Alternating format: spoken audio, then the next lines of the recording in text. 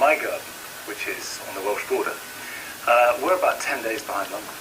So you come here, and there's blossom everywhere. Yeah. It's fantastic. Whereas it's just creepy. Yeah, there's some blossom in Cambridge at the moment. That was in the paper today. It's not a lovely sight. That's really nice. And of course, Monty, you're back in Gardener's World. Is it nice to be back? Well, it's very nice to be back at Gardener's World, and I'm in my home now. So I'm at long. Yeah. So that's great to be in my own garden. And the truth is, if you planted something 10 years ago, and then you could talk about it, it does add a level of sort of debate. Yeah. And you can get up a little bit later.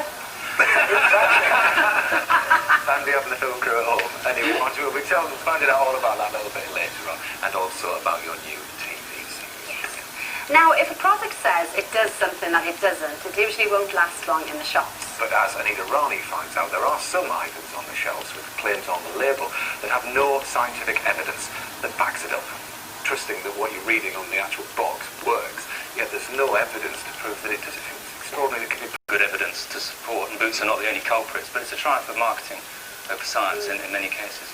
But having said that, lots of people are pro-homeopathy. I mean, I've got a friend who had really bad psoriasis, and it did clear it. So, I suppose there's an argument for both sides of the coin, but what exactly does homeopathy do, then? Well, it's complicated, but the basic theory is the two things you need to get a grip of. One is that like can cure like. So if you're looking to help somebody who's got hay fever with streaming eyes and a streaming nose, you might turn to red onion as a remedy.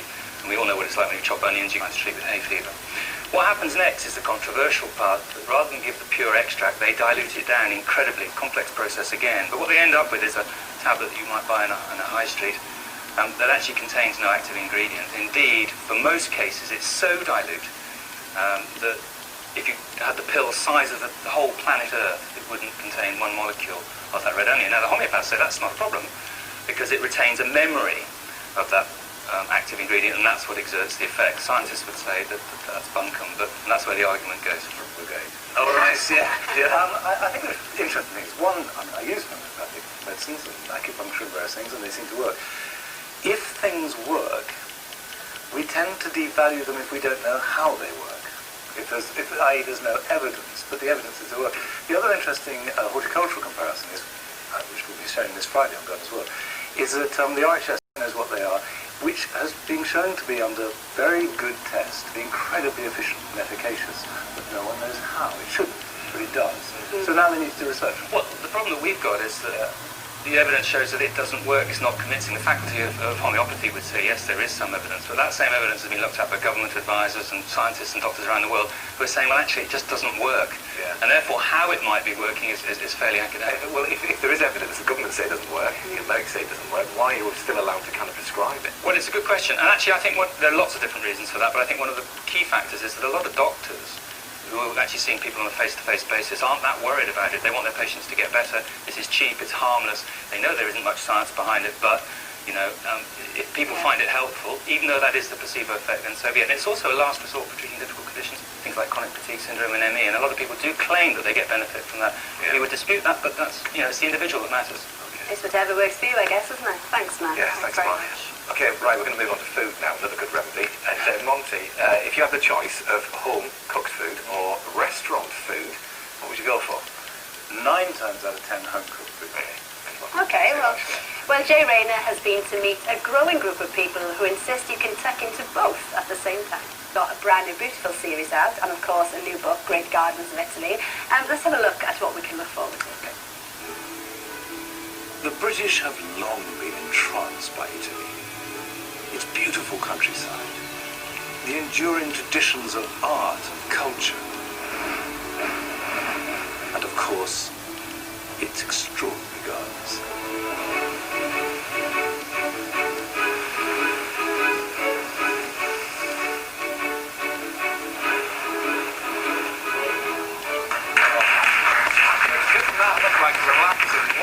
Absolutely gorgeous. It's obvious, Monty, that you fell in love with the place, but what is it about those gardens that you think makes them so great and so different to what we have?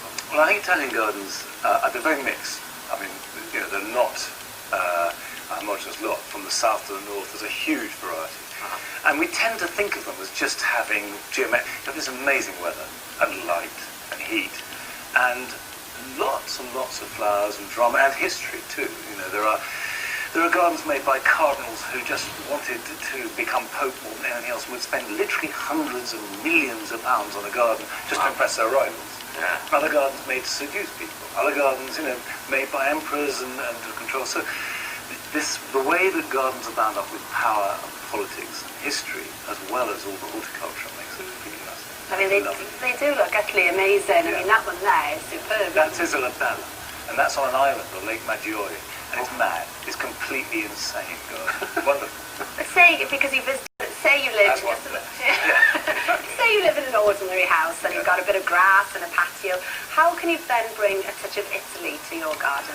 Well, I think a really beautiful terracotta pot with a citrus in it, an orange or a lemon, is very Italian. That's a real feature of Italian gardens. Yeah. So that's a good piece, and they look lovely. The two things that they do really well is organising space with shades, because green is cool. Green gives shade, it's really hot, and water. The gardens are full of water. So a fountain, a pool, the way wheels that will tinkle and move. So think heat. Heat and oranges. That will get you there. And are you going to use any of that in your garden yourself? Well, no. I believe very strongly in being true to the spirit of the place. Right. And, Italian garden looks wonderful in Italy. What I've tried to make with my garden is something that feels rooted deep in a particular piece of England. Although the other day someone said, "Oh, you've got very Italian, isn't it?" And I wasn't aware of it. But so I've got lots of hedges, which I like. I like shapes, I like form, I like structure. And then the idea is to fill it with a sort of riot of colour. Just bonkers colour in summer, but in winter it's quite severe. And so, roll on summer. Yeah. Now, it's often said that, we lose in skills of past generations like DIY and cooking and gardening too. Because there's something in our DNA we do love to garden. Yeah. Well, Monty, I'm sure you've inspired loads of watching this to get out into their gardens at the weekend. But Italian Gardens is on BBC Two from April the 15th, and the book Great Gardens of Italy is out now. Yes. Now, when PC David Rathband was shot by Raoul Moat last year, of course his life changed. Into his recovery when he was trying to come to terms. Victoria Derbyshire has met up with David again to find out why he's decided to take legal action against his... And doing lots of gardening there, Monty. You've worked with quite a lot of blind gardeners, haven't you? Yeah, it's they're very responsive to sense and touch and sound. Sound always underplayed in the garden. So actually, I think blind people get as much from gardens as sighted people, which is different. Well, as Monty showed us earlier on, there are some spectacular gardens in Italy, but There's one British garden that is a particular favourite of our buggerman George McGavin, and the man who designed it may just surprise you. We shall fight on the beaches. Winston Churchill, best known for his steely determination leading us through the Second World War. We shall never surrender. But there was a side to Churchill's character that few of us know about. His great love of butterflies.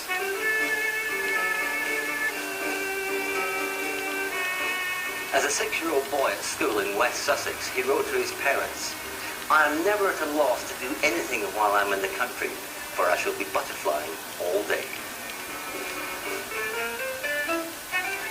Churchill loved being out and about in nature, and during his military service he collected specimens whilst abroad in Africa and India, and secretly had a plan brewing at his home here in Kent. Chartwell House was bought by Churchill in 1924, and he spent all his spare time here amongst the 82 acres of gardens, immersing himself in the wildlife.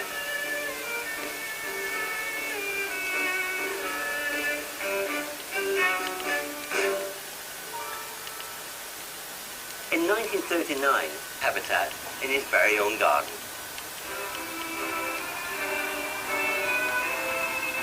To do this, Churchill enlisted the help of naturalist and broadcaster Hugh Newman. Together, they set out to create the perfect butterfly garden. This is the old game larder which Churchill had converted into a rearing house, and here he would breed his caterpillars and watch them grow before he released them into his garden. Churchill and Newman knew a lot about the life cycle and feeding habits of butterflies, but not as much as we know today. And at times they did get a little carried away, trying and failing to introduce foreign species into the garden, which today would be considered invasive. With the war in full force, development of the butterfly garden had to be put on hold. But now, some 70 years later, Churchill's dream has been realised at Chartwell House. Matthew Oakes is a National Trust lead butterfly conservationist and shares Churchill's passion for butterflies. This is Winston Churchill's butterfly border, where he planted flowers to attract butterflies, heavily scented flowers like this, Buddleia davidii, or butterfly bush. So he knew the plants that he should have in his garden. Absolutely, he knew his butterflies very well. I can just see Churchill walking up and down here, enjoying all his insects. Churchill liked to entertain, and he didn't want to keep his enjoyment of butterflies to himself. One of the things he particularly wanted to do is have a garden full of butterflies for his famous garden parties. Right. And that was But I heard that was a plan, but it didn't quite work out like that. The problem there, of course, is that butterflies tend to disperse. And you can let 1,000 butterflies go here, and 2 hours later, But they won't stay. You may have 100, someone else has got them. You know, I can really understand how Winston Churchill, wearied by the onerous burden of taking the country through a terrible war, would find peace, solitude and tranquility in his beautiful butterfly garden.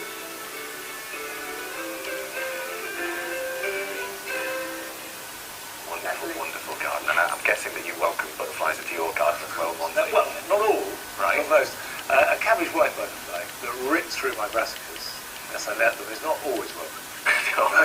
Because they do a lot of damage. But, you know, you can pick caterpillars off. But the damage is done by 1 or 2 is more than made up by the beauty of lots of others. So I do plant bushes, particularly bushes and shrubs for butterflies, but also perennials too. Okay, well, we're surrounded by plants Yes, here. we've got Lovely them. sight. The best known has to be this, which is the Buddleia davidii, which is known as the butterfly bush. Right. And you get these long, great racines of flower in about August, September into October. The butterflies love it. On a sunny day, they just pile in. The Orisium bulbs, but it pops up all over a garden. You've got a picture of it. You've got Verbena vulnarius? Yes, we have. Here we are. There you are. Look at that. Now, they love that. And you see them perching on the top. You can see as many as 20 or so in a patch. And the best time for butterflies tends to be late summer, but if you've got nettles in your garden, keep them. Okay. Because butterflies love nettles, particularly tortoise shells, and they will lay their eggs on them. The caterpillars will hatch out, eat the nettles, and then they will hatch out and then come into your late summer garden. You mentioned cabbage whites a little bit earlier on. Now, if you do want to get rid of them, what's the best way to do it? Or how would you... Well, the prevention is the best cure. So if you net it with quite a fine netting, that will stop them laying their eggs, because it's the mustardy smell of cabbages that puts off most insects and animals that they're attracted to. So they're drawn to that, and they lay their eggs. So when the eggs hatch into caterpillars, you remove the caterpillars in whatever way you think fit. I do it by hand. I just knock them off. Yeah. Every day, just go and knock them off, and it's fine. Good advice. Yeah, good. Well, before we go on Thursday's show, John Sargent is searching for some great British front gardens, but finds that many are overgrown and neglected. Yes. Now, if that sounds familiar and it's a job someone in your family has been shirking, well, send us a photo to therunShow@bbc.co.uk and we'll name and shame them, won't we? We Into action. certainly will. Yeah. No holds barred. But that is all for tonight. Monty, thanks ever so much for coming in. It has been brilliant and an eye-opener. Pleasure to meet you. Italian Gardens starts Friday the 15th of April on BBC Two, and of course the book is out now. Yes. Tomorrow with Stephanie Powers. We'll see you at 7. Have a great evening. Good night. Good night.